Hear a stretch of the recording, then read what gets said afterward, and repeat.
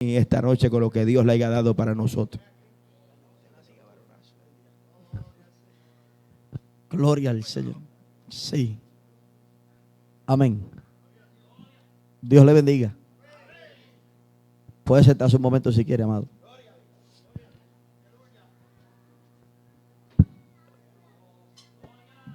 Gracias al Señor por esta oportunidad. A nuestro hermano pastor Omar Lugo, a la hermana Yali, que fue la que hizo el contacto con nosotros, y a cada uno de ustedes por estar aquí en esta noche y participar de esta conferencia escatológica que he titulado Mitos y tradiciones de la escatología dispensacional. Mitos y tradiciones de la escatología dispensacional. Vamos a explicar ya en breve este título, lo que significa y cuál es el propósito de lo que vamos a traer en esta noche. Porque si vamos a traer algo, pues tiene que haber un propósito. Amén.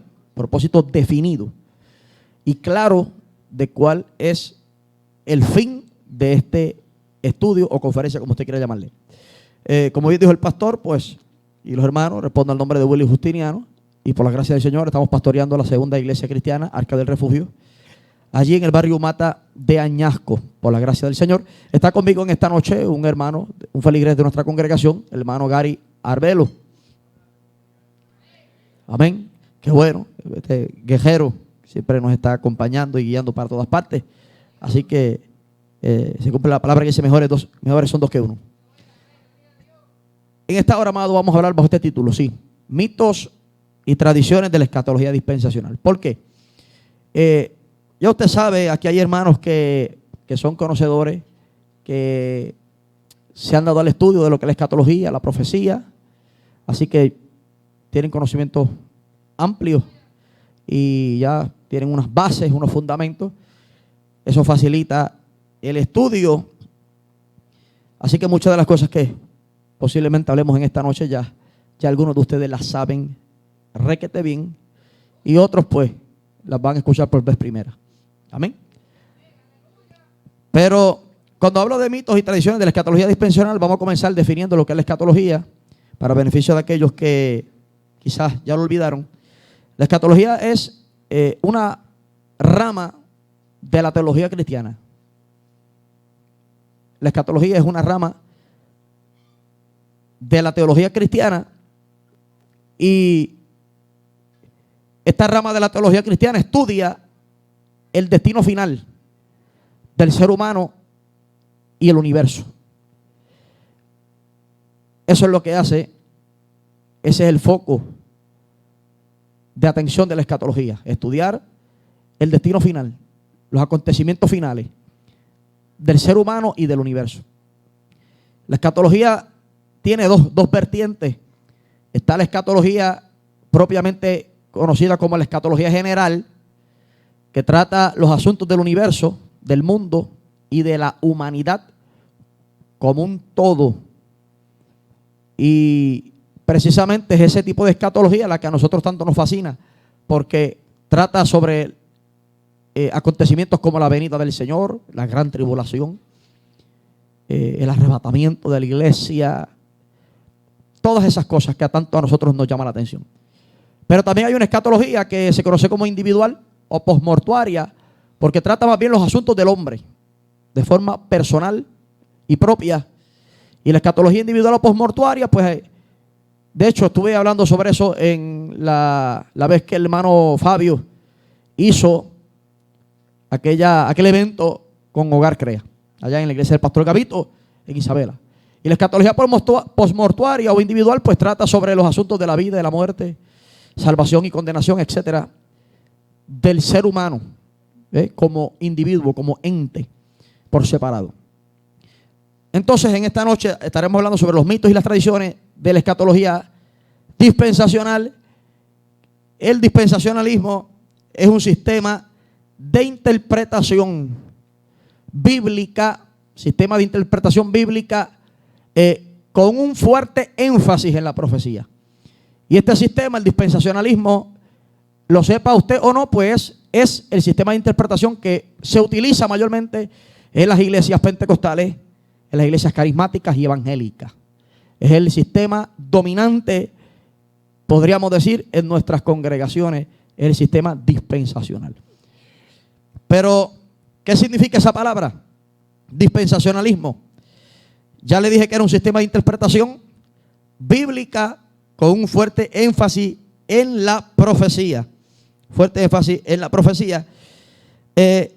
Y lo que dice o lo que afirma es que Dios trabaja con el ser humano por medio de distintas administraciones.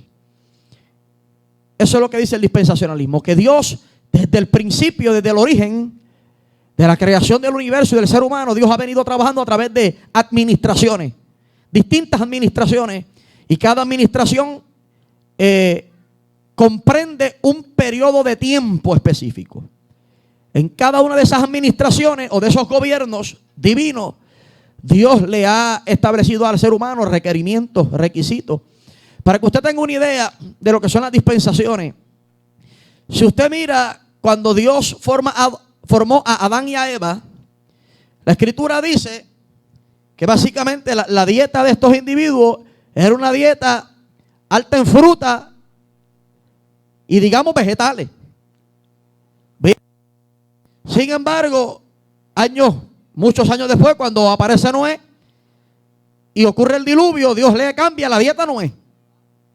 Le permite a Noé comer una serie de todo tipo de animal, a excepción de la sangre. Pero cuando llega Moisés, entonces Dios vuelve y cambia la dieta. Y le dice a ellos, no, ahora ustedes no van a comer solo esto. Y le da lista, es específico el Señor con ellos. Y cuando viene Cristo, vuelve y cambia la dieta. Pues son dispensaciones. Si yo no tomo en consideración las dispensaciones, pues puedo ver entonces una contradicción. Un Dios cambiante y un Dios contradictorio. Pero cuando yo tomo en consideración las dispensaciones, pues yo puedo entender que Dios ha trabajado con el ser humano a través de distintas administraciones en diferentes periodos de tiempo. Amén. Conforme a su soberanía y a su sapiencia, porque Él sabe por qué le dijo a Noé, come de todo, y Él sabe por qué le dijo a los israelitas, no coman casi nada.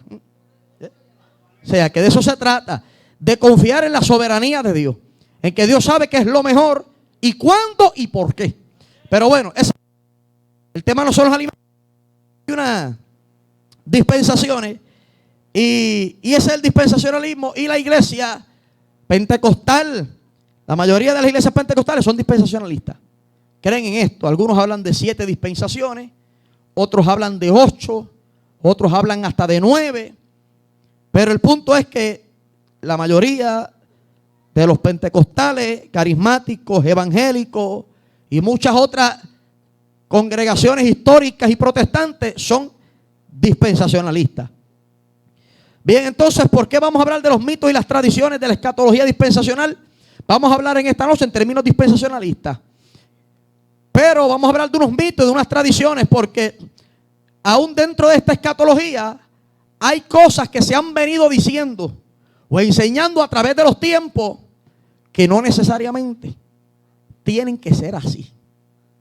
Usted sabe que si usted dice un error hoy y usted lo dice fuerte, bien, si lo dice fuerte, posiblemente ese error alguien lo va a repetir. Y eso se va a seguir, ¿qué? Perpetuando. Y después de 50 o 60 años, se convierte en ortodoxia. Y el que no lo promulga está fuera de la ortodoxia. Pero, ¿qué sucede? Que cuando usted va a la palabra, usted va a encontrar que hay un conflicto entre lo que se dice y lo que acá aparece. Pero muchos de esos mitos y tradiciones no nacen dentro de las filas de los dispensacionalistas. Muchas de esas tradiciones nacen a través de los críticos de los dispensacionalistas. Los que critican el dispensacionalismo, la escatología dispensacional. Han creado unos mitos y unas tradiciones con el fin de descreditar la escatología dispensacional. Entonces vamos hoy a estudiar este tema que puede parecer un poco complejo, pero que ya pronto realmente parece un poco complejo, pero los puntos que tenemos aquí separados son bastante básicos y fáciles, amén, de digerir. Pero hay un propósito de este estudio. ¿Por qué el estudio? Bueno, 3 propósitos. Número 1, discernimiento. El propósito de esta conferencia es discernimiento, o sea, hacer distinción entre lo falso y lo verdadero. Hacer distinción entre lo falso y lo verdadero. Discernimiento. Número 2, purificación doctrinal. Eliminar lo falso mediante la renovación de nuestra mente. Si algo yo he creído por un tiempo de una manera y no es así, yo tengo que eliminarlo. Por más que me guste, yo tengo que eliminarlo. Purificación doctrinal. ¿Y de qué manera lo puedo? Bueno, a través de la Escritura. Confirmando a través de la Escritura lo que realmente allí dice.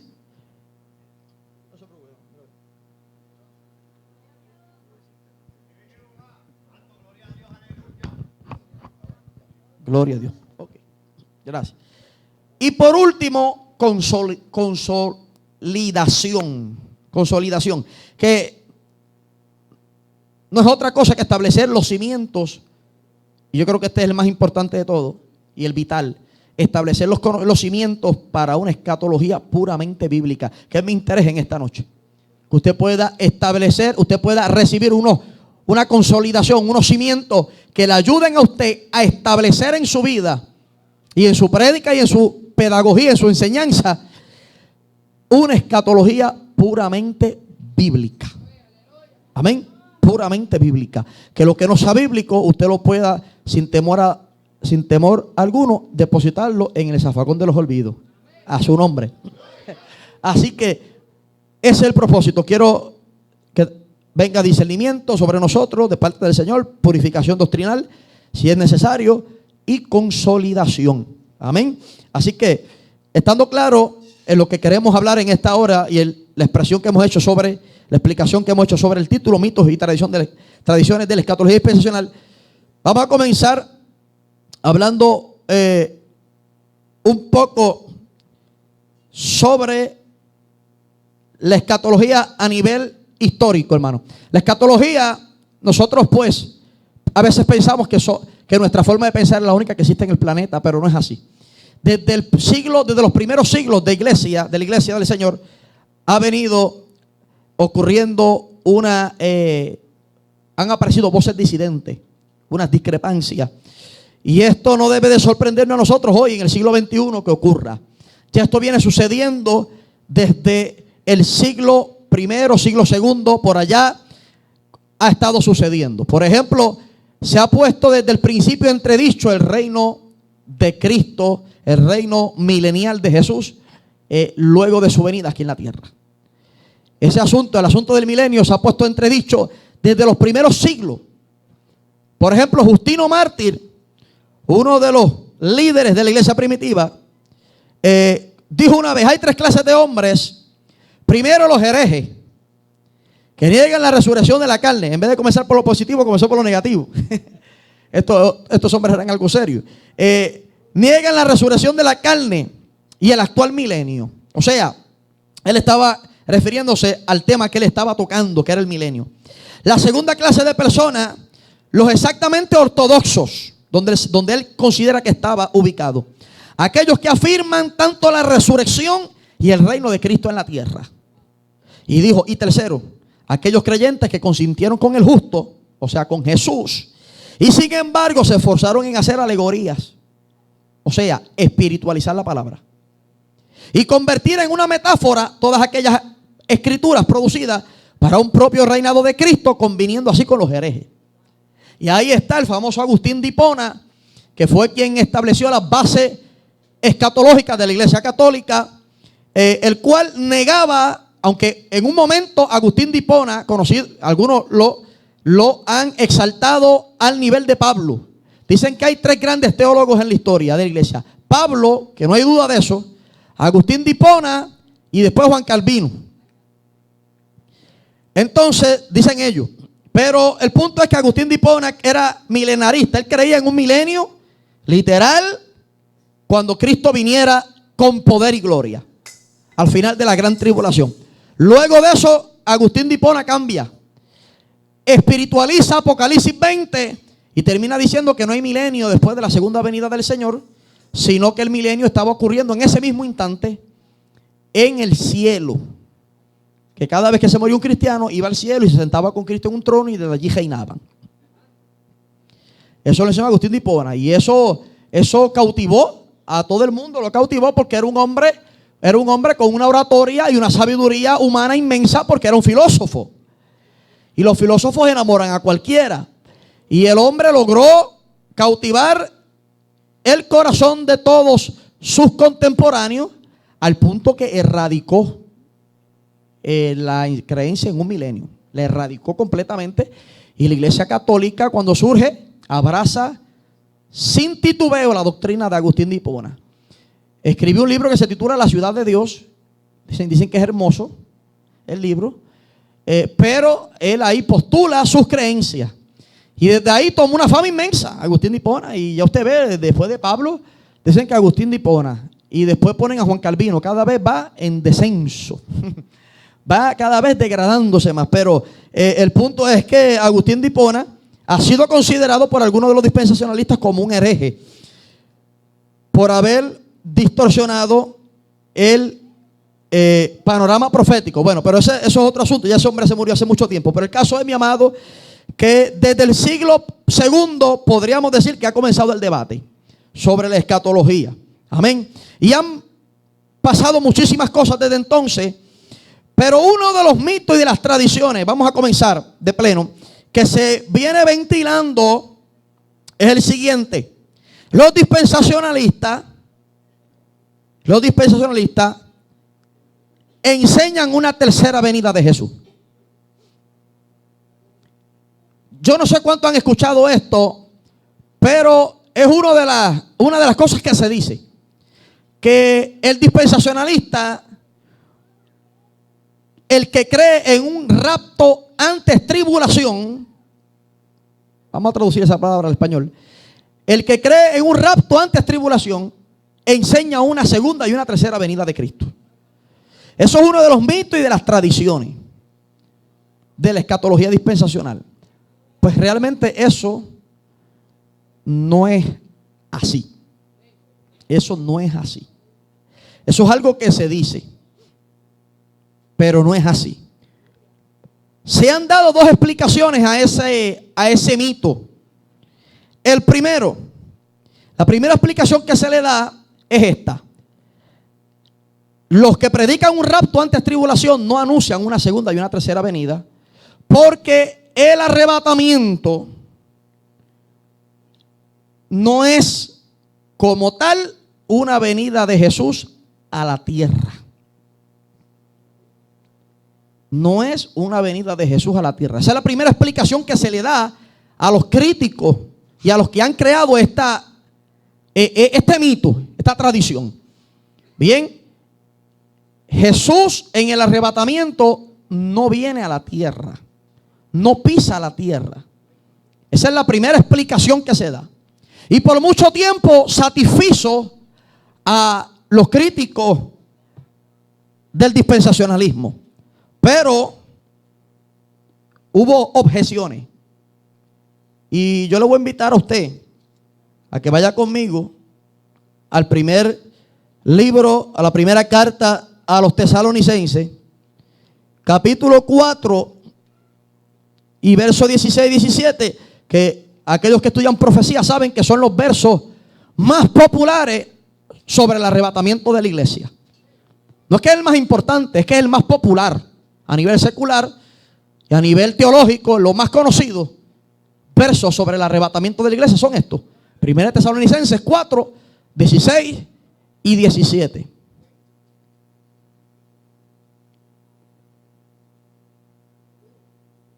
Ok. Dice, se lo voy a leer aquí en Reina Valera 1977. Mire cómo dice el verso 16.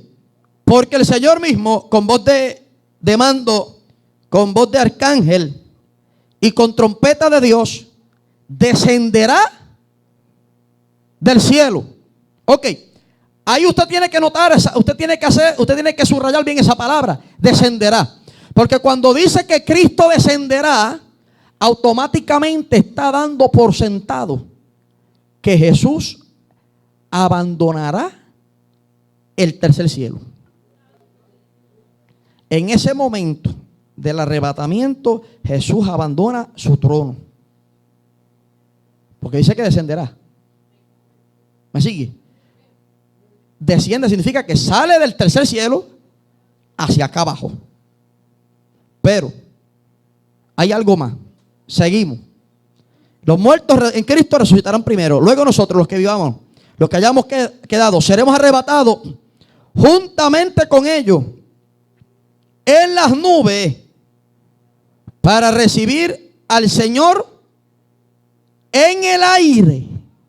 Ahora, dice que juntamente con ellos seremos arrebatados, ¿dónde? En las nubes. En las nubes. ¿Para recibir a quién? Bueno. Pues ahí hay una dificultad. Porque no solamente dice que Cristo descenderá, sino que lo vamos a recibir ¿dónde? ¿En Júpiter? No, en el aire, en las nubes. Y las nubes, hasta donde yo sé, le pertenecen al planeta. Las nubes pertenecen al planeta. Si hablamos de tres cielos y consideramos el tercero como el reino, la Nueva Jerusalén, y el segundo como el espacio, pues el primero es el nuestro, donde están las nubes. Pues entonces Jesús seguramente no pisó tierra, pero entró en el planeta. Entró en el planeta para recoger a su iglesia. Pues eso complica. ¿Por qué complica? Porque sí es correcto llamar al arrebatamiento una venida. Es correcto. Por eso es que usted dice, estamos esperando la venida. ¿Verdad que lo dice? Porque usted considera el arrebatamiento una venida. Porque Él viene a buscarnos y viene a tomarnos. Y es por eso, mi querido, que esa explicación que di ahora, la primera explicación, se ha ido poco a poco echando a un lado. Y la mayoría de los académicos del dispensacionalismo, cuando entran en una discusión formal y seria, no hablan de una segunda y de una tercera venida.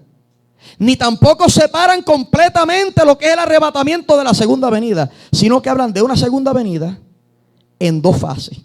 ¿Cuántos habían escuchado eso? Si usted lee un libro, mire, yo estaba leyendo un libro, hay un libro que lo escribieron los autores de la serie Dejados Atrás. Usted sabe que esa gente vendieron millones y millones de libros. Esa serie que hasta vino en película. Ellos, cuando están hablando de forma informal, ellos están hablando del arrebatamiento de la segunda venida. Pero yo noté que cuando ellos van a entrar en un debate, ellos cambian entonces sus conceptos y sus términos y hablan de una segunda venida en dos fases. ¿Por qué hacen esto? Porque la Biblia es categórica. Es categórica, es tajante. En Hebreos capítulo 9, verso 28, donde dice, así también Cristo fue ofrecido una sola vez para llevar los pecados de muchos y aparecerá por segunda vez, sin relación con el pecado, para salvar a los que le esperan. Por eso es que para que usted pueda hablar con propiedad y con firmeza y no se ve entre la espada y la pared, usted tiene que comprender que hay una sola segunda venida, pero que se divide en dos fases. Y usted dirá, ay hermano, pero es que eso a mí me suena tan conveniente que yo no lo puedo creer. Pues no podrá creer tampoco en la Trinidad. Es que eso me parece a mí una paradoja, una contradicción. Porque es uno o son dos. Pues no creerás en la Trinidad. Pues no podrás creer tampoco en la unión hipostática, que es la doctrina que enseña que en Cristo hubo dos naturalezas. Humana porque era hijo de hombre, ¿sí o no? Pero divina porque era hijo de Dios, ¿sí o no? ¿Usted cree eso? Pero parece una contradicción. Pero yo lo creo y usted lo cree con todo el corazón. Porque la Biblia lo dice. Entonces hay cosas que según la lógica pueden parecer contradictorias, pero no necesariamente lo son. Porque cuando Cristo vino por primera vez a la tierra, Jesús no vino y estuvo aquí 24 horas y se fue. Jesús no vino, asomó el rostro y se fue. Él vino. Y esa primera venida, ¿cuánto duró? 30 y pico de años. Y no ocurrió un solo evento. Podemos mencionar 4 a 5 eventos importantes: su nacimiento, su ministerio, su muerte, su resurrección y su asunción. Entonces, ¿por qué tenemos que pensar que la segunda venida de Cristo solamente es 24 horas, un día de la semana? Ese es el problema, que no estamos comparando lo que pasó en la primera para poder entender la segunda. Cuando se habla de la segunda venida de Cristo, estamos hablando de una serie de eventos, de una gama de eventos, incluyendo el juicio de las naciones, incluyendo la resurrección, incluyendo el establecimiento del reino, el encarcelamiento de Satanás, la condena del anticristo. Son muchas cosas las que hay. Un montón de eventos, todos relacionados con la segunda venida del Señor. Entonces es un mito y una tradición para descreditar o desacreditar la creencia en un rapto antes tribulación. Te van a decir: no, es que ustedes creen en una segunda y una tercera venida, y la Biblia me habla de una segunda. Usted no tiene por qué refutar eso, porque eso está escrito. Eso está escrito. Lo que hay que tratar es de llevar al entendimiento de lo que es la segunda venida del Señor y de lo que eso representa para nosotros. Alabado el nombre de Jesucristo. Entonces, si alguien dice: bueno, pues hay un verso que por lo menos arroja un poco de luz sobre este particular, lo hay. El famoso decano de asuntos proféticos, uno de los hombres supuestamente más eruditos del siglo XX en la profecía, se llamaba John Walvoord. Y John Walvoord tuvo el entendimiento de citar a Tito capítulo 2 verso 13, donde dice que la iglesia está aguardando la esperanza bienaventurada y la manifestación gloriosa. Tito 2:13. Es interesante porque parece aquí Pablo estar hablando de dos cosas que se relacionan pero a la vez son diferentes: la esperanza bienaventurada y la manifestación gloriosa. Por eso es que usted verá en los libros de profecía que al rapto o al arrebatamiento, a algunos no les gusta mencionar la palabra rapto porque dicen que es algo delictivo, pero tenemos que entender que esto viene desde el latín. Y en el latín no significa secuestro. La palabra rapto no tiene que ver con secuestro, tiene que ver con agarrar algo con fuerza y sacarlo. ¿Cuántos alaban al Señor? Así que en ese sentido no estamos mal al decir que hay un rapto. Jesús viene a llevarse lo que le pertenece, lo que es de él, no viene a secuestrar a nadie. Así que Walvoord dice: mira, la esperanza bienaventurada es ese arrebatamiento que estamos aguardando, estamos esperando. Y la manifestación gloriosa, él apunta al retorno o al regreso de Cristo al final de la gran tribulación, hermano. Y yo le explicaba aquí, me parece que fue en el programa de nuestro hermano Fabio, que a veces nosotros creemos que lo único que nos debe interesar a la iglesia es el arrebatamiento, pero la segunda venida también. Porque si el arrebatamiento es secreto, es invisible realmente, bueno, se va a hacer patente, porque imagínense, personas desapareciendo tiene que hacerse patente, pero el asunto es que es algo invisible, donde usted y yo lo podremos ver, otros no podrán verlo, pero la segunda venida, el retorno de Cristo a la tierra no es menos glorioso, porque dice que todo ojo le verá. Y qué maravilloso saber que ese día todo el mundo verá que valió la pena lo que nosotros hicimos, que valió la pena. Por tanto, los dos eventos deben de ser aguardados y deben de ser anhelados y deseados. Por eso era que los discípulos siempre decían: Maranata, ven Señor Jesús.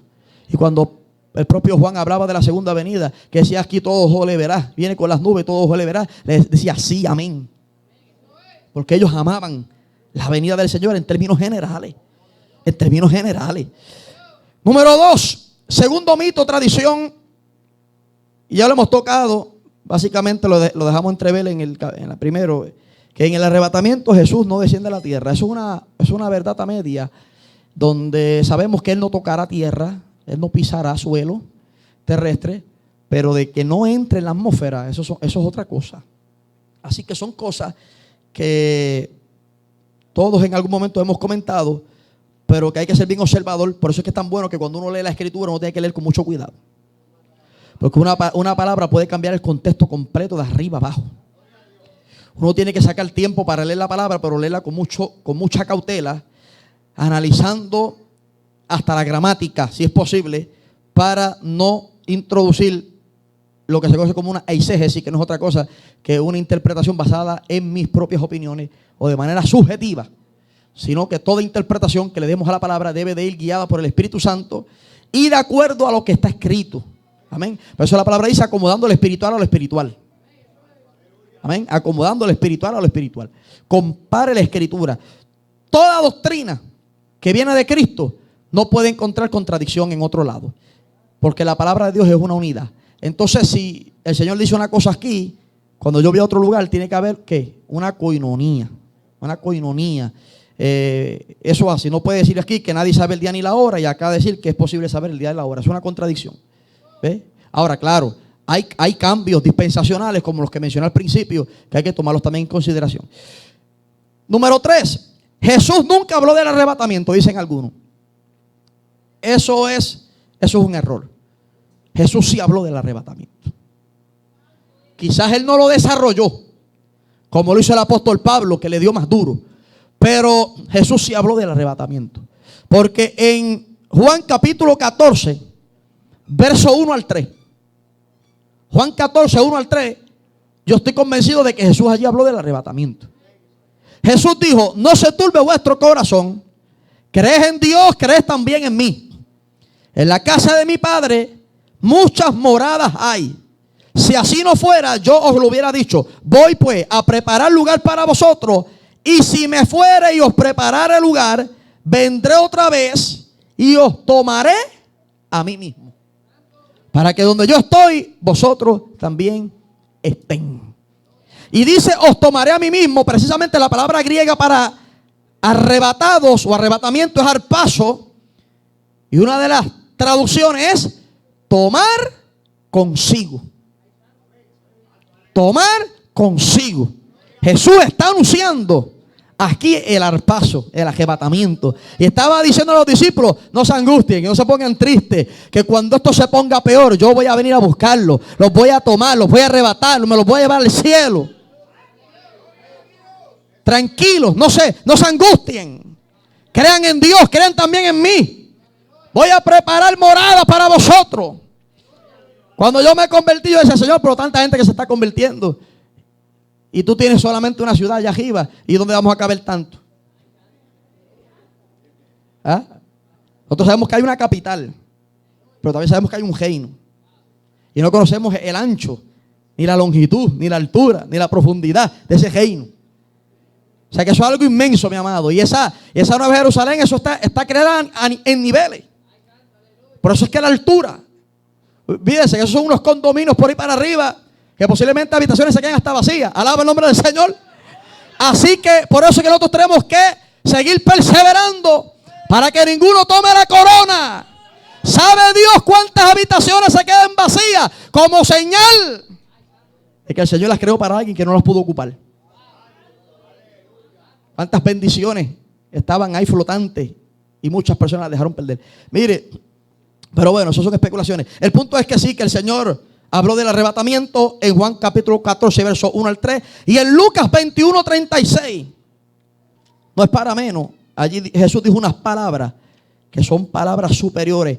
Y escuche, son un problemón. Son un problemón para los que creen que la iglesia pasará la gran tribulación. Ese Lucas 21, 36. Yo creo que ellos quisieran arrancarlo. Ellos quisieran decir, óigame, quisieran decir que fue injertado por el obispo yo no sé de dónde. Pero está ahí. Está ahí. Y es escritural. Entonces, Lucas 21, 36. Jesús dijo. ¿Y cuándo lo dijo? Luego de describir los horrores de la gran tribulación. Luego de describir los horrores, los juicios, las tragedias, los cataclismos. Jesús sale y dice: velad pues en todo tiempo orando, que sean tenidos por dignos de escapar. De escapar. Pero mire, ¿de qué? ¿De qué? De todas estas cosas que vendrán y de estar en pie delante del Hijo del Hombre. Aleluya. ¿Cuántos van a escapar? ¿Cuántos van a escapar? Gloria a Dios. Y si ese escape depende de mí, imposible. ¿Cómo yo voy a poder escapar? ¿Con qué habilidad? Este escape tiene que ser el arrebatamiento de la iglesia. Tiene que ser algo milagroso, algo espiritual. Porque en un tiempo tan difícil, donde se espera que por lo menos una tercera parte de la humanidad colapse. Una tercera parte de la humanidad colapse. Estamos hablando de más de 2 billones, de más de 2.000 millones de personas que morirán en un periodo, hermano, de 3 años y medio a 7 años. ¿Dónde podremos nosotros escapar? Si el escape depende de mí, ¿dónde me voy a poder yo meter? Si dice que ciudades enteras colapsarán, dice que las islas serán removidas y finalmente desaparecerán, ¿dónde me voy a esconder yo? ¿Dónde se va a esconder usted? De la única manera que nos podemos esconder es si Cristo nos lleva. Es si escapamos, si Cristo nos da el escape. Claro, a Israel, cuando las plagas cayeron en Egipto, el Señor los puso en Gosén. No se los llevó al cielo, los puso en Gosén. Pero hay que ser entendido. Las plagas de Egipto fueron locales. Fueron locales. Si el juicio va a caer sobre Puerto Rico, nos movemos a República Dominicana, que se enyola. ¿Cuántos alaban al Señor? Así es fácil. Pero de eso no se trata. No es un juicio para Puerto Rico. Es un juicio universal. Dice que la tierra se estremecerá como un borracho. Es un juicio universal. Entonces no hay dónde escapar, no hay dónde esconderse. Mire, si hubiera dónde esconderse, ¿por qué los ricos buscaban las cuevas? Si los búnkers fueran a funcionar, ¿por qué están buscando los ricos en Apocalipsis? Buscando cuevas y cavernas. No le funcionaron los búnkers. No le va a funcionar ningún cohete espacial. No va a funcionar. No va a funcionar. Y como no funciona, van a estar desesperados. ¿Y cuál es la expresión que hacen? La ira del Cordero ha llegado. La ira del Cordero ha llegado. Oh, gloria al Señor. La ira del Cordero ha llegado. Pero mientras la ira del Cordero está sobre ellos, dice la Escritura, un poco más adelante en Apocalipsis, que hay una multitud delante del trono, en un mar que está mezclado como con fuego, cantando un himno que nadie lo puede cantar. Aleluya. Una multitud cantando un himno que nadie lo puede cantar. Dice la Escritura que nadie lo sabe, ni los ángeles. Esa es la diferencia, porque Dios sabe hacer diferencia entre el justo y el impío. Dios sabe hacer diferencia. Así que mi hermano, Jesús, a mi juicio, habló del rapto, del arrebatamiento aquí en Lucas 21:36. Y creo yo que esto seguirá siendo un problemón para aquellos que proclaman un rapto al final de la tribulación. Número 4. Esta es buena. Dicen algunos, la doctrina del arrebatamiento es reciente, es moderna. Eso lo dijo un hombre en el año 1980 llamado John L. Bray. Dijo, le voy a soltar $500 a quien encuentre cualquier declaración, sermón, un artículo, un comentario o cualquier cosa donde se establezca que antes de 1812 se enseñó la venida de Cristo en 2 fases separadas por un periodo establecido de tiempo, tal y como lo enseñan los que hablan de rapto antes de la tribulación. $500 en el 1980, hoy día son buenos, imagínense en aquella época. No lo hubiera hecho hoy, lo hubiera hecho hoy ya. Nos íbamos bendecidos en esta noche. Pero lo hizo en el 1980. Y dijo este hombre, le voy a dar $500 al que me consiga una referencia histórica más antigua del 1812 que hable de un rapto antes de tribulación. Y vino un hermanito y le trajo un documento del 1788. Donde un tal Morgan Edwards, presbiteriano, dijo, los santos muertos serán levantados y los santos vivos serán transformados en el momento en que Cristo aparezca en el aire, y esto acontecerá como 3 años y medio antes del milenio. Él tenía una noción, él no estaba seguro si eran 7 años antes o 3 años y medio, pero ya tenía la noción de que la iglesia se iba antes de la gran tribulación. Entonces, alabar al Señor. Entonces, como veremos a continuación, dijo, pero ¿estarán él y ellos en todo tiempo en el aire? No, ellos ascenderán al paraíso o a alguna de las muchas moradas de la casa del Padre, y así desaparecerán durante el consabido periodo de tiempo. La razón de esa retirada y la desaparición será para juzgar a los resucitados y transformados santos. Y eso lo dijo en el 1788. Y tuvo que John Bray sacar los $500 y retirar la oferta antes de que lo defalcaran. Alabado el nombre del Señor. Porque luego de eso siguieron rebuscando y encontraron a Efraín el sirio, muy conocido, Efraín de Nisbi, que dijo en el año 300, entre el 306 y el 373, estamos hablando del cuarto siglo después de Cristo. Efraín el sirio dijo: porque todos los santos y elegidos de Dios están reunidos antes de la tribulación que ha de venir y son llevados al Señor antes que vean la confusión que llenará al mundo. Y un tanto más atrás, Victorino, obispo de Petobio, de Petau, dijo en el siglo segundo: esto sucederá en los últimos tiempos, hablando de las 7 plagas que habla Apocalipsis capítulo 16, cuando la iglesia haya sido quitada de en medio. Y según Victorino de Petobio, las plagas durarían 7 años. Así que la creencia en un rapto antes tribulación no es reciente, como dicen, ni moderna, sino que ya tenemos referencia mínimo de 1800 años atrás. Ahora, claro está, nuestra fe no puede estar tampoco basada en lo que dijeron ellos, sino en lo que dice la palabra. Pero no deja de ser interesante y no deja de ser un argumento a favor cuando se trae el tema, el asunto de la historicidad del rapto. No deja de ser interesante tener estas referencias a la mano, amado. Pero nosotros basamos nuestras creencias y nuestras doctrinas en la palabra y no en lo que dijo Victorino ni en lo que dijo Efraín. Pero sí sigue siendo un argumento poderoso para refutar a los que nos contradicen. Así que sigo con el quinto mito o tradición.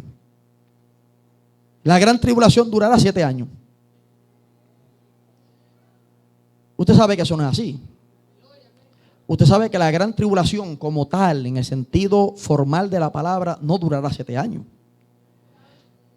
Jesús habló de la gran tribulación y la asoció ¿con qué? Mateo 24. Con la abominación desoladora que habló Daniel. ¿Sí? Y si usted va entonces al libro de Daniel, al capítulo 12, del verso 1 en adelante, usted descubre que la abominación desoladora tiene un lapso de tiempo aproximadamente de 3 años y medio. De 3 años y medio. Y la abominación desoladora y la gran tribulación van de la mano. Según Jesús, en Mateo 24, verso 21. Y Daniel dice que son 3 años y medio. O sea, Daniel no, el ángel le dijo a Daniel. Bien. 3 años y medio. Y si usted va a Apocalipsis capítulo 13 y verso 5, la Biblia dice que el gobierno de la bestia y del anticristo, él tendrá dominio, poder para actuar durante 7 años. No, dice allí 42 meses. ¿Y cuántos son 42 meses? 3 años y medio. Ahora, ¿de dónde sale el asunto de los 7 años? Eso es lo que se conoce como la semana 70 de Daniel. O la 70ª semana de Daniel. Que ciertamente Daniel habló de eso. Habló de esa semana de 7 años. Y la mitad de esa semana es la gran tribulación. Pero la otra mitad, la primera, se le conoce familiarmente. Acá se le conoce como la tribulación. Algunos también le llaman principio de dolores. Y cosas así. Pero la gran tribulación son 3 años y medio. Lo peor de todo son 3 años y medio. Entonces, pues eso es bueno. Quizás ya usted lo sabía, pero si no lo sabía, pues hoy se fortalece en eso. O sea, sabemos que hay una semana de 7 años, no de días, de años, pero no completa es gran tribulación. Ahora, tampoco yo voy a decir que los primeros 3 años y medio son de paz y de armonía y de felicidad. A mí se me hace difícil creer eso, con el diablo en el mando. O sea, eso es difícil. Pero que no va a haber gran tribulación hasta la mitad de la semana, eso es un hecho. Eso es un hecho. Incluso el propio Jesús dijo que si los días no se acortaran, si aquellos días no se acortaran, no sería salvo ninguno. Ninguno de los que van a ser salvos en la gran tribulación, según Apocalipsis 7, ninguno se salvaría. O muchos no se salvarían porque la tribulación va a ser demasiado pesada. Bien. Ok, número 6. La iglesia no pasará o escapa a la gran tribulación porque no podría soportar. Y usted dirá, hermano, ¿y por qué eso es un mito? Yo le voy a explicar por qué. La iglesia no pasa la gran tribulación no porque no podamos soportar. Porque la Biblia no dice eso. La Biblia dice lo contrario. Todo lo puedo en Cristo. Ah, bueno. ¿Todo lo puedo en Cristo? Ah, eso es así. Ahora bien, yo le voy a dar una evidencia a usted. En Hechos capítulo 7. Oiga bien, le voy a explicar esto. En Hechos capítulo 7. Versículo 11, se dice que la iglesia pasó por grandes tribulación. En los días de los apóstoles. Pasó por grande tribulación. Y usted no puede tomar en poco esas palabras y decir que fue grande, pero no tanto. No fue grande. Porque si te decapitan, si te queman vivo, si te echan a la cárcel, si te fustigan, no es chiquito, no es poquito, es mucho. ¿Ah? Hay personas que no aguantan ni una cachetada. Imagínense una tortura tan grande. Fue grande tribulación. Y los discípulos pudieron soportar. Y algunos de ellos, dice la historia, que mientras los quemaban, cantaban al Señor. Algunos se sacaban gritos de aleluya, que hacía que la gente que estaba en el Coliseo romano se le erizaran los vellos de la piel, porque siendo desgarrado por los leones, se sacaban unas clases de alabanza que aquellos que tumbaba. Todo lo puedo en Cristo que me fortalece. La iglesia no se va porque no pueda soportar. Aunque sabemos que Jesús dijo que esta tribulación que ha de venir, esta gran tribulación, no se compara con ninguna otra. En eso estamos de acuerdo. No se compara con ninguna otra. Si aquellas fueron fuertes, esta será extraordinaria. Pero la iglesia se va porque este periodo de gran tribulación, oiga bien, coincide en tiempo y espacio con la ira de Dios. Ese es el meollo aquí. El asunto vital es que la gran tribulación coincide en tiempo y espacio con la ira de Dios. Y hay una promesa, y es que la iglesia no puede ver la ira, no pasará por la ira de Dios. Y como coinciden en tiempo y espacio, la iglesia se va. Pero eso tampoco significa que nosotros ahora en este tiempo no vamos a pasar tribulaciones. Gracias a Dios que en Puerto Rico estamos bastante cómodos. Pero si usted se va a otros países, sobre todo allá en el viejo mundo, hay lugares donde están, usted sabe, que están acribillando y martirizando a los cristianos. No están en la gran tribulación, pero están pasando una grande tribulación.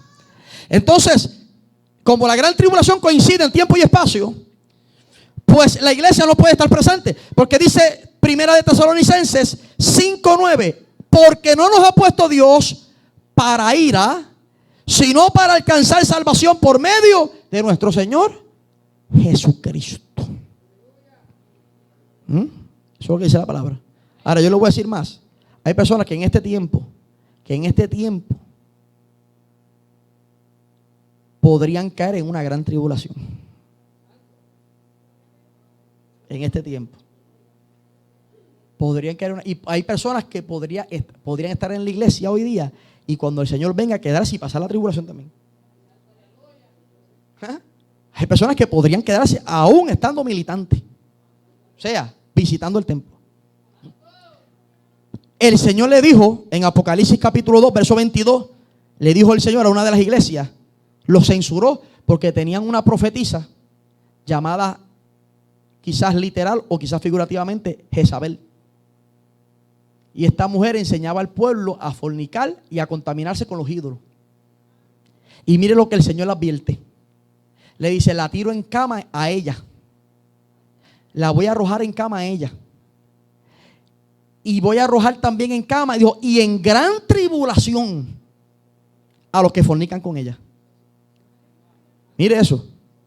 La gente que está fornicando y contaminándose van a entrar en la gran tribulación. Van a entrar porque están fornicando con Jezabel. ¿Cuántos alaban al Señor? Ese espíritu que todavía opera, lo que viene es, amado, a hacer que la gente se quede. Que la gente caiga en la gran tribulación. Que la gente se quede en la cama. ¿No se acuerda lo que dijo el Señor Jesús en Lucas 21? Dijo el Señor claramente que llega en Lucas 17, que en aquel día habrían dos en una cama. Uno sería tomado y el otro sería dejado. Gran tribulación. Por eso es que uno tiene que estar consciente de que esto es algo bien serio, amado. Por eso fue que el Señor le dijo a aquel pueblo, mira, aquella iglesia, ojalá fueras caliente o fueras fría. Pero por cuanto eres tibio. Y Dios me dio una revelación poderosa a través de la tibieza, porque en el Antiguo Testamento Dios habla de la tibieza. Dice la Biblia que la tierra vomitó a sus moradores. Y lo vomitó porque entre tantas cosas en ellos había inmoralidad sexual. Mire eso. La tierra los vomitó y Dios me decía, por eso es que voy a vomitar a muchos en aquel día, siervo mío, porque hay inmoralidad sexual todavía en sus corazones. Y los voy a vomitar como la tierra vomitó a los cananeos. ¿Cuántos alaban al Señor? Eso es tremendo, hermano. O sea, eso es tremendo. ¿Ah? Porque el tibio no es solamente el que se queda un día en la casa. No. Puede ser que la persona se quede y no necesariamente es tibio. Nosotros pasamos juicio muy ligero. El tibio es aquel que, aunque está supuestamente militando, está quebrantando los mandamientos de Dios. Oh, gloria al Señor. Es aquel que, aunque está militando, aquel que usted lo ve con apariencia de piedad, pero está quebrantando los mandamientos y está practicando inmoralidad sexual y está en la lujuria y está en tantas cosas. ¿Cuántos alaban la gloria del Dios vivo? Y a eso dice el Señor que los vomitará, porque le produce náusea. Le produce náusea la tibieza. Dicen por ahí, ¿verdad? Como decía también una película cristiana, que el café se toma o caliente o frío. Tibio no lo quiere nadie. ¿Cuántos alaban al Señor? Aleluya. Así que, hermano, esta es la realidad. Pero bueno, número 7. 7 mitos, tradición. Y este lo vamos a tomar con pinza porque esto es muy tremendo. Y puede inclinarse la balanza hacia cualquier lado. El Espíritu Santo no estará presente en la gran tribulación. ¿Se afirma esto? ¿Lo han escuchado, sí o no? El Espíritu Santo no estará presente en la gran tribulación. Esto hay que explicarlo. Porque Pablo dijo estas palabras. Porque ya está en acción el ministerio de la iniquidad. Solo que hay quien al presente lo detiene, hasta que él a su vez se ha quitado de medio. Esto está en 2 Tesalonicenses, capítulo 2, verso 7. Pablo dice que hay algo que detiene el misterio de la iniquidad. Y él más adelante expresa y explica que se está refiriendo al hombre de pecado, al hombre de iniquidad, al hombre impío, que ha de venir, pero dice que hay algo que lo está deteniendo. ¿Verdad? Entonces pues se ha llegado a la conjetura. Y digo conjetura porque aquí no dice lo que es. Ellos sabían lo que era. Tenían un privilegio que usted y yo no tenemos. Que ellos sabían por boca de Pablo lo que era. Pero por alguna razón Pablo no lo quiso mencionar. Entonces supone un misterio. Pero se ha especulado de que es el Espíritu Santo. Yo quiero decirle a usted que sea o no, el punto es que aquí no lo dice. Y tal afirmación se convierte en una especulación. Que si tiene peso, bueno, yo no digo que no, pero se vuelve una especulación. Ahora bien, hay objeciones. Y es por eso que yo lo puse dentro de los mitos. Hay objeciones. Número 1. La Biblia dice que en medio de la tribulación, Dios sellará a 144,000 judíos. No me tiene que responder, pero yo le pregunto, ¿qué usted entiende por el sello de Dios? Número 2. Dice que una multitud innumerable de toda tribu, pueblo, lengua y nación, eso es Apocalipsis capítulo 7, se convertirá o servirá a Dios en los días de la gran tribulación y saldrán de allí con sus ropas depuradas y emblanquecidas. La pregunta que yo le hago es, ¿podrá esa gente convertirse sin la convicción de pecado del Espíritu Santo? Porque Él es el que convence de pecado. Él es el que persuade. ¿Se puede convertir una persona sin que el Espíritu Santo actúe? Respóndasela a usted. Número 3. El ministerio de profecía y milagros realizado por los 2 olivos, o los 2 testigos en Apocalipsis capítulo 11. Los famosos 2 testigos, los 2 olivos. Hacen milagros y profetizan. ¿Acaso la profecía y los milagros no son dones del Espíritu Santo? Muy bien. Ahora bien, son preguntas que nos tenemos que hacer. Por otra parte, en Apocalipsis 14, verso 13, hay algo muy interesante que me llama la atención. El Espíritu Santo habla, pero lo hace aparentemente desde el cielo. Y en los primeros capítulos de Apocalipsis vemos al Espíritu Santo todo el tiempo diciendo, el Señor diciendo, el que tenga oído, oiga lo que el Espíritu dice a la iglesia. Eso era algo que estaba todo ocurriendo acá abajo. Pero en el capítulo 14 y verso 13 vemos al Espíritu Santo hablando, pero aparentemente desde arriba, el cielo. Eso usted lo puede verificar aquí o en su casa, como usted quiera. Entonces me llama la atención eso. Me llama mucho la atención, porque él habla desde allá. Y otra cosa que me llama la atención es que no termina la frase. Dice el Espíritu, pero no llega a decir, y el que tenga oído, oiga lo que el Espíritu dice a las iglesias. Sino que dice, y el que tenga oído, oiga lo que el Espíritu dice, y ya. No menciona a la iglesia. ¿Por qué será? Entonces, pues, se ha llegado a la conclusión, he leído algunos eruditos que dicen, quizás sea lo más prudente decir, que el decir que el Espíritu Santo no estará presente en la gran tribulación es un poco radical. Podríamos decir que el Espíritu Santo no va a operar o a trabajar de la misma manera que lo conocemos hoy día en la tribulación. Pero por lo menos parte de su operación es posible que permanezca. Es difícil imaginarse a los dos testigos haciendo milagros sin el Espíritu Santo o profetizando sin el Espíritu de Dios. Es difícil ver a la gente convirtiéndose simplemente porque quieren hacerlo, sin un leve toque del Espíritu en su corazón. Así que muchos dicen y opinan que puede ser que el Espíritu Santo siga operando de una manera restringida, quizás como lo hizo en el Antiguo Testamento, pero no de la manera que lo conocemos hoy día. Claro, volvemos a lo mismo, todavía falta mucho por estudiar sobre estos menesteres, pero decir que no estará presente en la gran tribulación, pues podría ser un poco radical y prematuro. Entonces, lo otro, número 8, los dos testigos, indudablemente son Moisés y Elías. Algunos afirman. Los dos testigos son Moisés y Elías. Y lo tomo con más cautela, porque nosotros sabemos que hombres de Dios en esta isla, con grande reputación, respaldan y apoyan esta teoría. Moisés y Elías son los dos testigos. ¿Por qué yo lo pongo dentro de los mitos? Pues le voy a explicar por qué.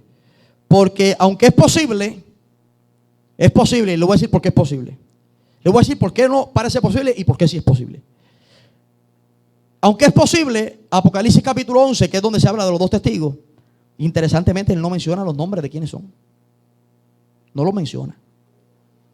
No lo menciona. Usted va a decir, no, hermano, pero acuérdese, Zacarías dijo una cosa, sí, dijo una cosa. Acuérdese de la transfiguración, sí, me acuerdo de la transfiguración. Pero Apocalipsis 11 no dice los nombres. Ahora bien, ¿por qué se piensa que no son Moisés y Elías? Número uno, Moisés murió. Moisés ciertamente murió. Dios lo entejó en Moab. La Biblia establece en Hebreos capítulo 9, verso 27, que es necesario que todo hombre muera una vez y luego venga el juicio. Si Moisés fuera a ser uno de los testigos, Dios tendría que resucitarlo. ¿Verdad que sí?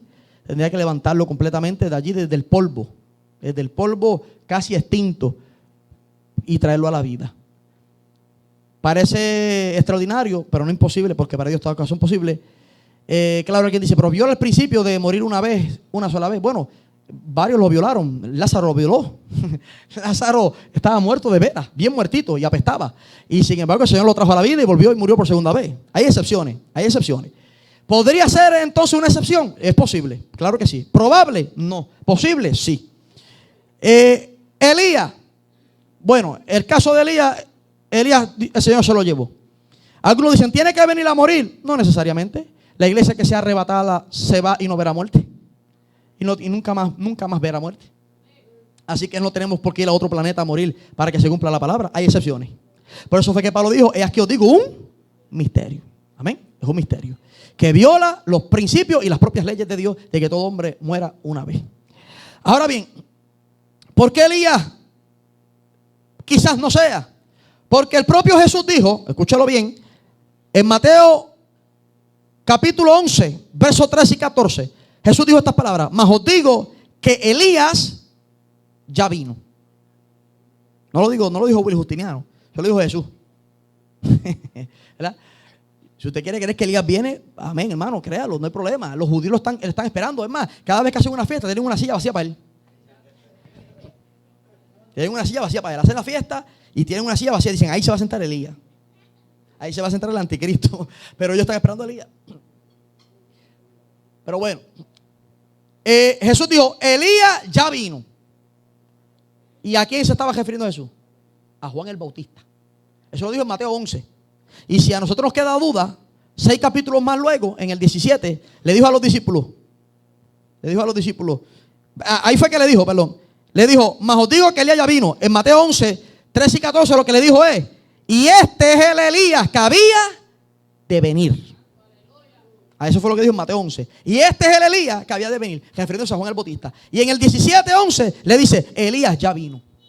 Y el 13 dice, entonces los discípulos comprendieron que les había hablado de Juan el Bautista. Y fíjese, hermano, yo no pretendo en esta hora, ¿verdad?, modificar su forma quizás de pensar. Si usted quiere creer que es Moisés y Elías, puede creerlo. Es más, si quiere creer que es Juan el apóstol, como yo he escuchado a uno que dijo que era Juan el apóstol, que está vivo todavía, porque Jesús le dijo que no iba a ver, que quería que quedara hasta que él volviera.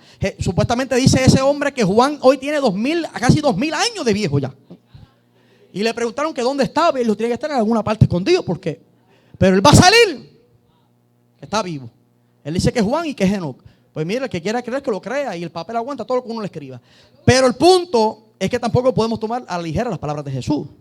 Porque si Jesús me dice a mí, y yo estoy con él, y yo le digo, Señor, y Elías viene, porque esa fue la pregunta. Elías viene primero que el Mesías. Estaban poniendo en duda de que él era el Mesías. Elías tiene que venir primero que el Mesías. Y Jesús me dice a mí, mirándome a los ojos, Elías ya vino.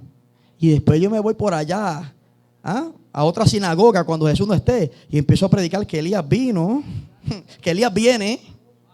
Elías viene, me coge Jesús cuando me da un alón de oreja. Me dice, yo soy un embustero. Y yo te parezco embustero. No te dije que ya vino. No te dije que este era el Elías que había de venir. ¿Por qué duda? Pero bueno, ¿sabe por qué algunos insisten en que Elías viene? Le voy a decir por qué. Porque es una profecía que está en Malaquías. Es una profecía que está en Malaquías. Y a algunos dispensacionalistas no les gusta aceptar que hay profecías que se cumplen de una manera diferente a como uno espera. Y como a nuestros hermanos dispensacionalistas no les gusta eso, a veces ellos caen en el error de tener que marronear la palabra para que diga lo que ellos quieren que diga y no realmente lo que dice.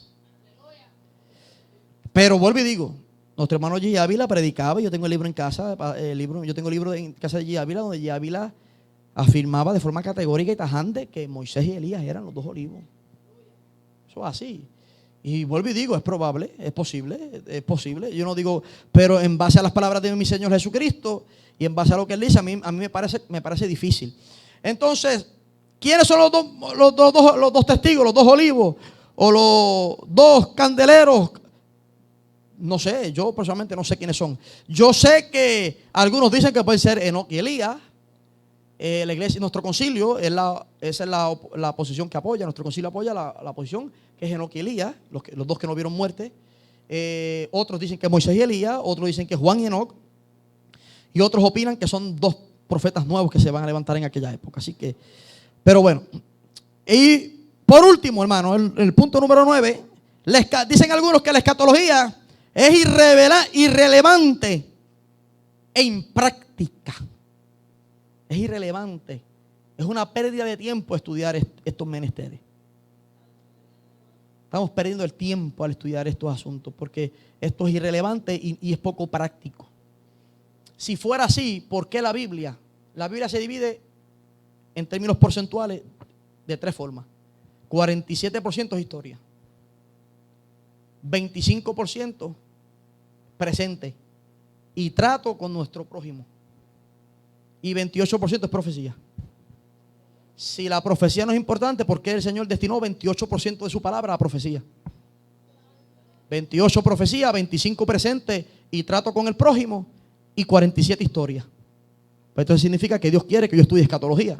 Porque si no quisiera, no hubiera puesto 28% de eso ahí. Si no quisiera que estudiáramos la segunda venida del Señor y el arrebatamiento. Mire, la primera venida de Jesús se menciona en el Antiguo Testamento 100 veces, por lo menos. La primera venida. La segunda se menciona como 500. Significa que si la primera Él le dio peso e importancia, le dio más todavía a lo que viene. A lo que viene, al levantamiento de la iglesia. Y a la segunda venida. Entonces es importante. Por otra parte, ¿qué dice la Biblia? Pedro fue el que mejor explicó esto. Tenemos también la palabra profética más segura, a la cual hacéis bien en estar atentos.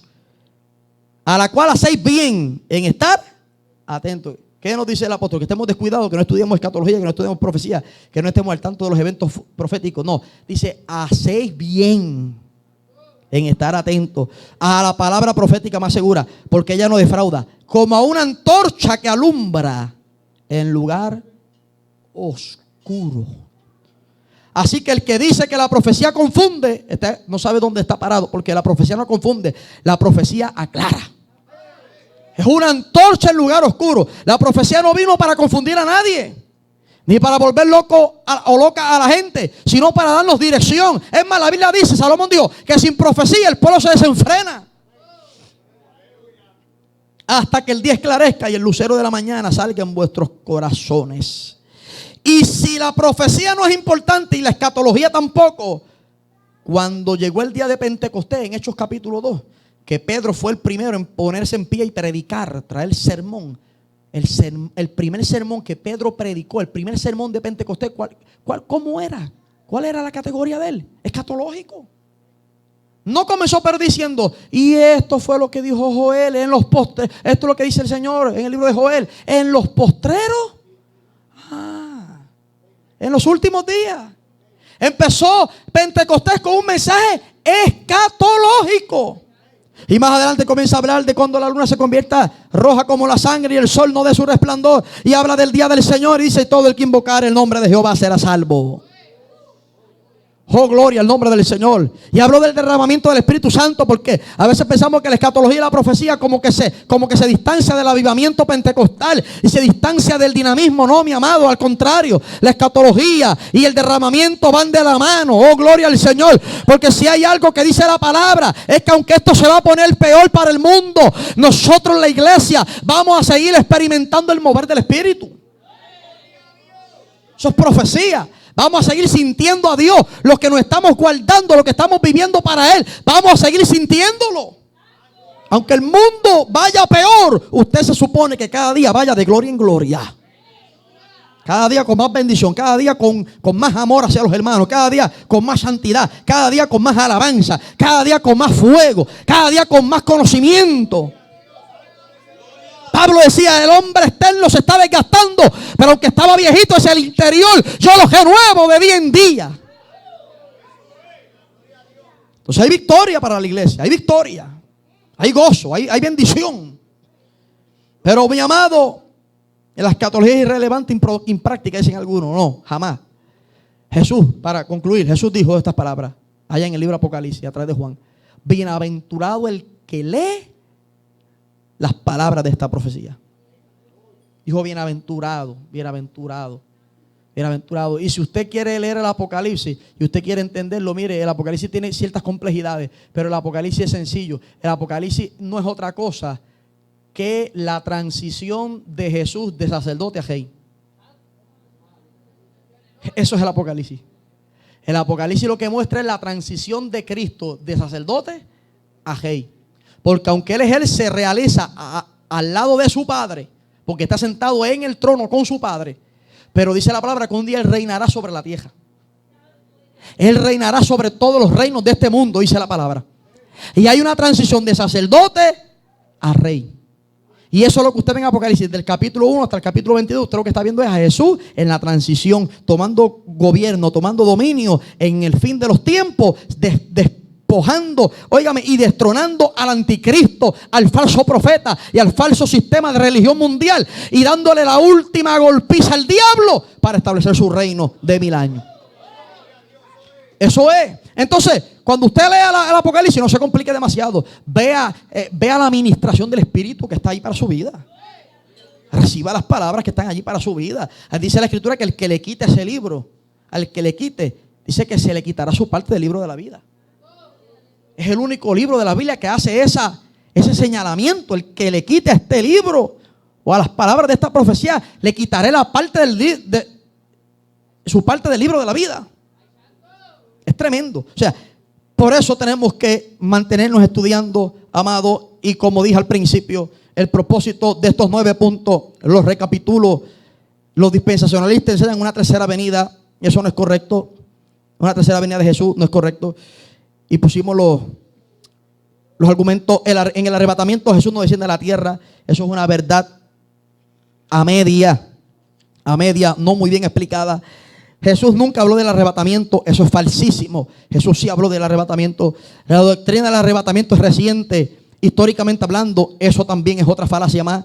La gran tribulación durará 7 años. Eso es un error menos grave. son 3 años y medio. La iglesia escapará a la gran tribulación porque no pueden soportarla. Una creencia escapista no necesariamente es así, sino que no pasaremos por la ira de Dios.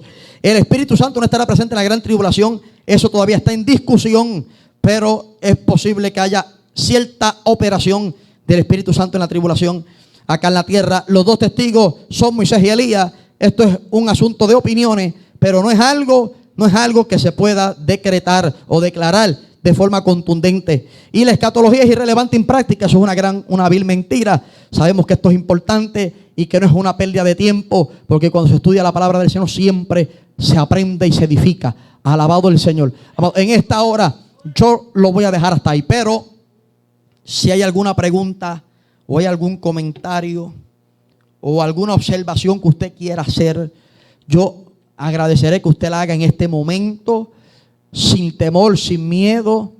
Alguna opinión que usted quiera presentar, amado, hágala, porque de verdad que nos va a edificar. Y a mí no me va a hacer sentir mal para nada. Si usted tiene otra opinión, si usted tiene otro conocimiento, tráigalo. Puede ser que yo en esta hora aprenda algo nuevo aquí en esta noche con usted. Amén. Pregunta. ¿Pregunta? ¿No? Ok, pregunta. Santo. Preguntas, comentarios, hermano. Si hay preguntas, amén. Si hay algún comentario. Hermano pastor.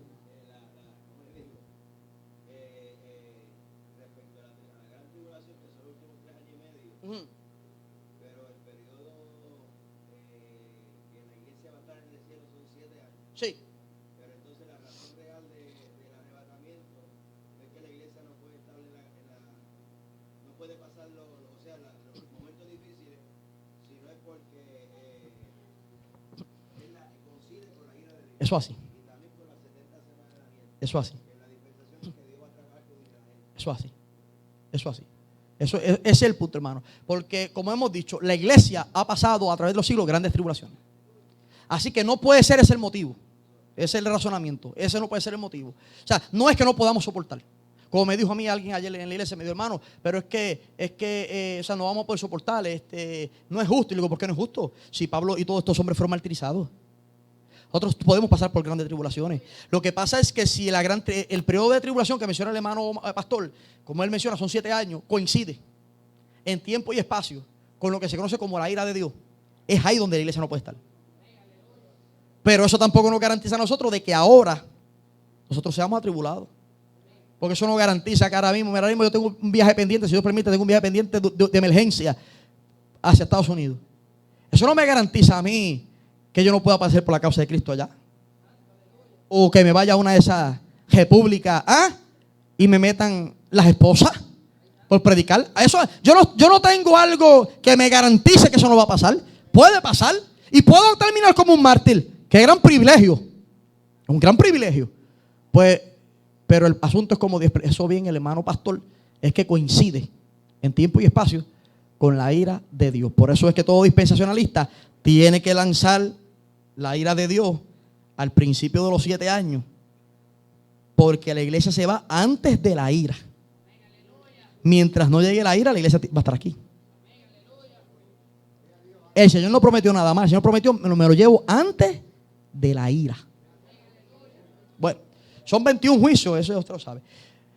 Preguntas, comentarios, hermano, lo que usted sienta, ¿verdad? Que pueda aclarar y pueda contribuir, bienvenido es. Bienvenido es. Y si hay algo que usted puede arreglar, amén, arréglelo para que no se vaya nadie con confusiones. Bien. ¿Algún comentario, hermano Alfredo, que usted quiera hacer? Yo sé que a usted le gustan estos temas. ¿Alguna contribución? ¿Usted cree que los 2 testigos son Moisés y Elías? Podrían ser.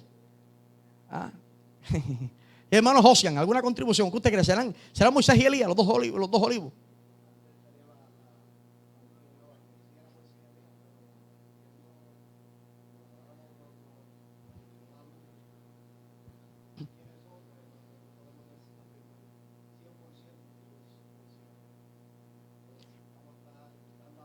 Sí, lo importante es que no sea usted y Alfredo. ¿Verdad? ¿Usted no quisiera ser los dos profetas eso? ¿Ah? Yo creo que es el único ministerio que la gente no quiere. El único título profético que la gente no quiere es los 2 olivos. Porque saben cómo van a morir, saben cómo van a sufrir, así que imagínense. Pero bueno, hermano, pues entonces si no hay, ¿verdad? Si no hay preguntas, si no hay comentarios, que la paz y la gracia y la paz de Cristo sea con todos y cada uno de nosotros. Siga estudiando, siga aprendiendo, siga conociendo. No lo sabemos todos, estamos en proceso de aprendizaje. Amén. Lo que hoy no sabemos bien, mañana lo vamos a aprender mejor porque el Señor está trabajando con cada uno de nosotros. Amén. Dios les bendiga, Dios les guarde. Y dejo por aquí, amén, al pastor o al hermano asignado. Alabado el nombre del Señor.